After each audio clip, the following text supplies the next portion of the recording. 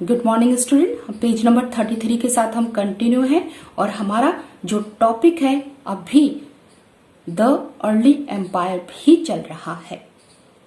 अब हम इसका सबब इन्होंने बोला है कि first century, it means late first century, second century और अर्ली थर्ड सेंचुरी की बात करें, इसका मिक्सअप अगर हम करते हैं तो हमारे पास ये निकल के आता है कि आर्मी और एडमिनिस्ट्रेशन था वो बहुत ज्यादा बढ़ चुका था।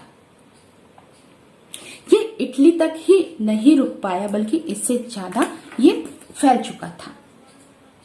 लेकिन यहाँ पे एक चीज हमें देखने को मिल रही है कि जो इंडिविजुअल्स ऑफ इटालियन ओरिजिन के लोग थे वो continue to dominate the senate, continue to dominate the senate at least till the third century. यही इनकी सबसे बड़ी गलती हो जाती है और यहीं से डिक्लाइन ऑफ इटली शुरू हो जाता है। पॉलिटिकल और इकोनॉमिक फील्ड में इटली दिन प्रतिदिन गिरने लगता है। क्यों गिरने लगता है? क्योंकि हमने क्या बताया था, किसी भी एम्परर का अच्छा होना बुरा होना ये कौन डिसाइड करता है? ये सीनेट डिसाइड करती है, क्योंकि सीनेट के अंदर जो है डिफरेंट ग्रुप्स के वेल्दी पर्सन उसके अंदर इंक्लूड होते हैं। वो डिसाइड करते हैं कि रूलर कैसा है और यहाँ पे इटली ने क्या है, इसी सीनेट को दबाने की कोशिश की और उसके चलते क्या हुआ, पॉलिटिकली और इकोनॉमिकली वो क्या है, डिक्लाइन होना शुरू हो गया। अब क्या हुआ उसके बाद में, the rise of new elites in the wealthier and more urbanised part of the Mediterranean. और वो कहाँ पे, such as south of Spain, Africa and the east. अब यहाँ पे अर्बन सेंटर्स थे वो पावरफुल हो जाते हैं। अब ये सिटी क्या होती है, अब मैंने अर्बन की बात कर रहे हैं। अर्बनाइजेशन मतलब सिटी का डेवलप होना। अब रोमन सेंस में सिटी का मतलब क्या होता है?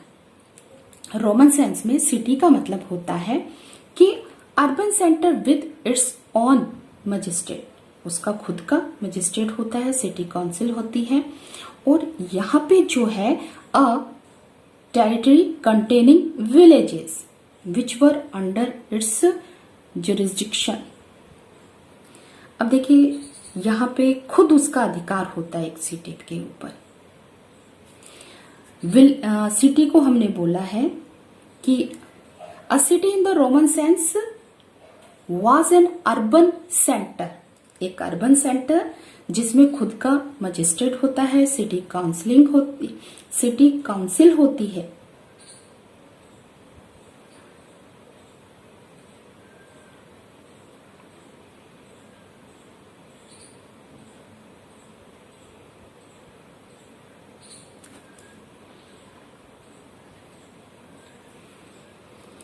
अब हम बात करते हैं सिटी की। तो रोमन सेंस में सिटी होता क्या है? सिटी का मतलब है अर्बन सेंटर जिसकी खुद जो ऑन मजिस्ट्रेट होता है, सिटी काउंसिल होती है और टेरिटरी होती है जिसमें बहुत सारे विलेजेस होते हैं और ये सारे का सारा जो है उस सिटी का ही अधिकार उसके ऊपर होता है, अंडर कंट्रोल में रहती है।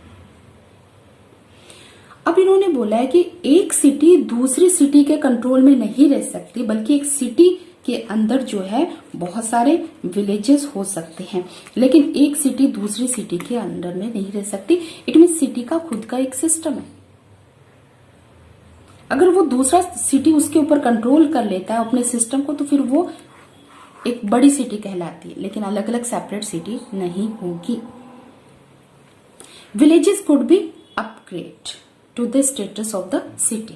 अगर एक विलेज बहुत ज्यादा डेवलप है तो वो सिटी में कन्वर्ट हो सकता है, लेकिन सिटी विलेज में नहीं हो सकती।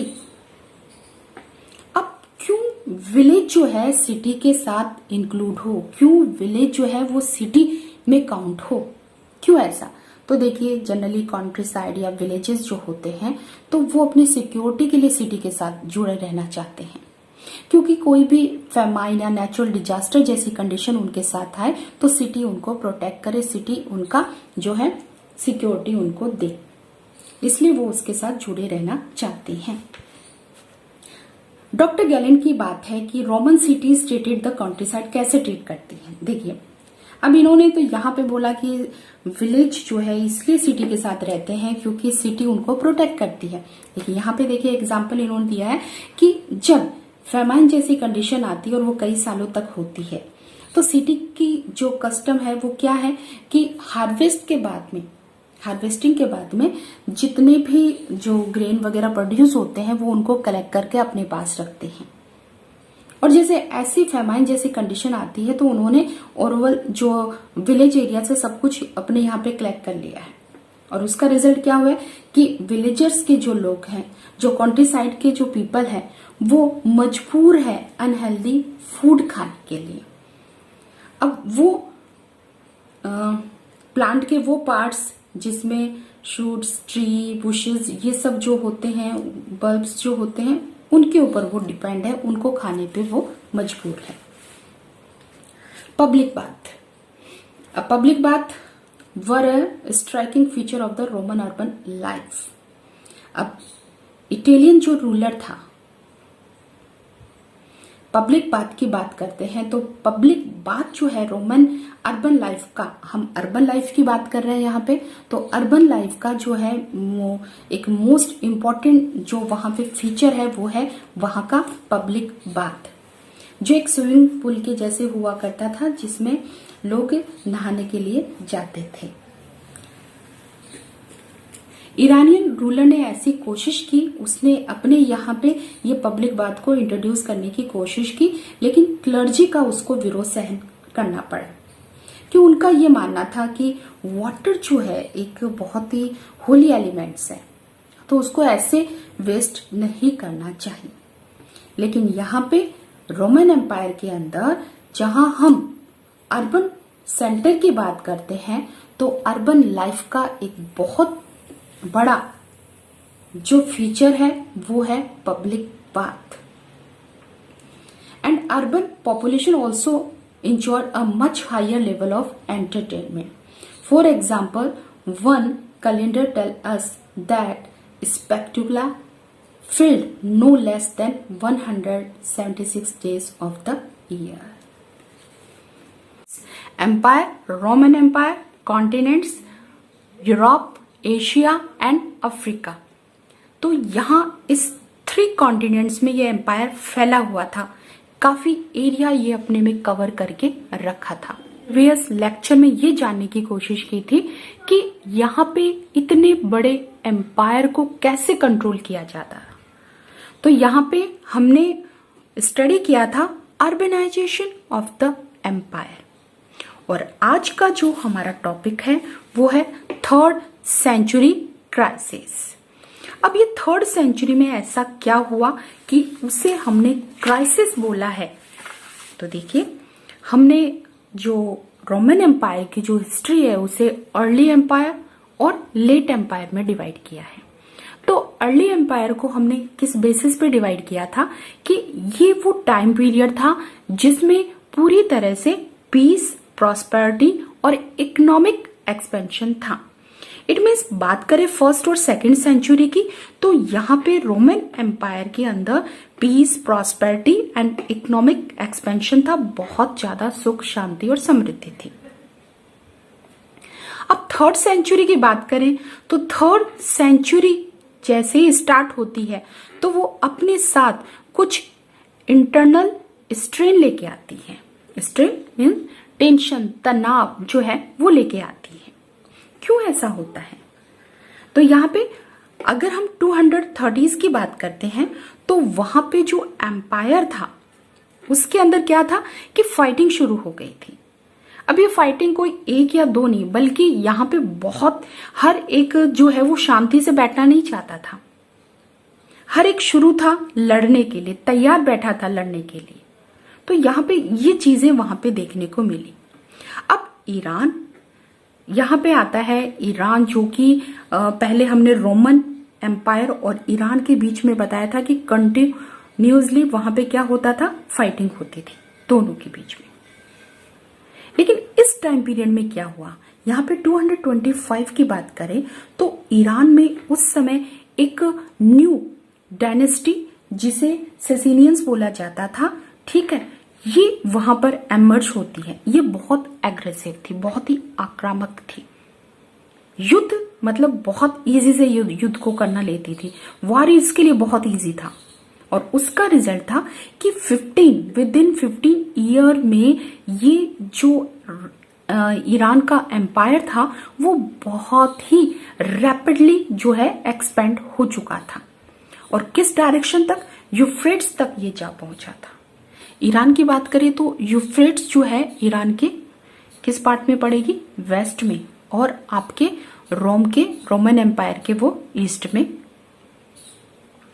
तो यहां तक वो अपने साम्राज्य को फैला चुका था। इट मीन्स 240 तक ईरान की बात करें तो काफी अच्छा एरिया उसने कवर कर लिया था। अब यह हमें किससे पता चलता है?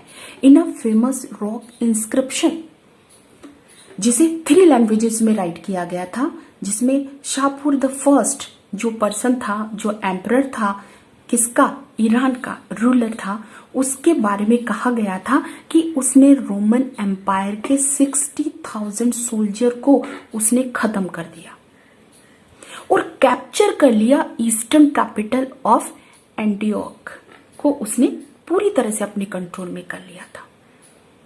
तो यहां पे ये सब एरिया जहां पे ये ईरान अपनी शक्ति बढ़ा रहा है, तो ये रोमन एम्पायर के किस डायरेक्शन में है? तो ये ईस्ट डायरेक्शन में है रोमन के। अब हम बात करते हैं कुछ ऐसे ट्राइब्स और ट्राइबल पीपल की जो कि उसके नॉर्थ पार्ट पर कवर कर रहे हैं। जो हमने बोला था कि रोमन एम्पायर का जो नॉर्थ पार्ट है वो रिवर के द्वारा डिसाइड किया जाता है और उस रिवर का नाम है, 2 रिवर्स है वहां पे, राइन एंड दानुबे जो रिवर है वो उसकी नॉर्थ बाउंड्री डिसाइड करती है। इस नॉर्थ बाउंड्री पे लगातार ये ट्राइब्स जो है, ये ट्राइबल पीपल जो है कंटिन्यू वहां पे बने हुए हैं, उसको ऑक्यूपाइज कर रहे हैं। अब वो कौन कौन से ट्राइब्स हैं यहाँ पे? तो यहाँ पे Alemanni, the Frank and the Goths जो है वो उस एरिया पे पूरा कंट्रोल करके रखे हैं। इट मीन्स नॉर्थ पार्ट में भी उसके टेंशन बनी हुई है। और यहाँ पे ये भी सुनने को मिलता है कि रोमन जो एम्परर्स हैं वो क्या है, कंटिन्यूटी के साथ फाइट कर रहे हैं, वो फील्ड में ही है। ऐसा नहीं है, कोई आराम का दिन उनके लिए नहीं रहा। जब भी उनके बारे में सुना जाता है तो वो फाइट करने के लिए मैदान में ही खड़े रहते हैं। और तीसरा जो उनका जो सबसे बड़ा दुश्मन था वो था बारबेरियंस से भी उसको बहुत ज्यादा खतरा था। अब ये चीजें हम किस बात से पता लगा सकते हैं कि वहां रोमन एम्पायर के अंदर एक तरह से टेंशन थी? तो यहाँ पे बाउंड्री के तो हमने बताई और इंटरनल स्ट्रेन भी हमने आपको बताया। अब एक चीज से आप इस स्टेटमेंट से आप क्लियर हो जाएगा कि हाँ वाकई रोमन एम्पायर के लिए अब क्राइसिस का टाइम था। देखिए 25 एम्परर्स इन 47 ईयर्स, टाइम बहुत कम, और एम्परर्स देखिए 25। एवरेज ले तो 2 ईयर्स भी पर एम्परर नहीं आ रहा है। तो ये टाइम पीरियड जो है पूरा एक टेंशन वाला उनके लिए है।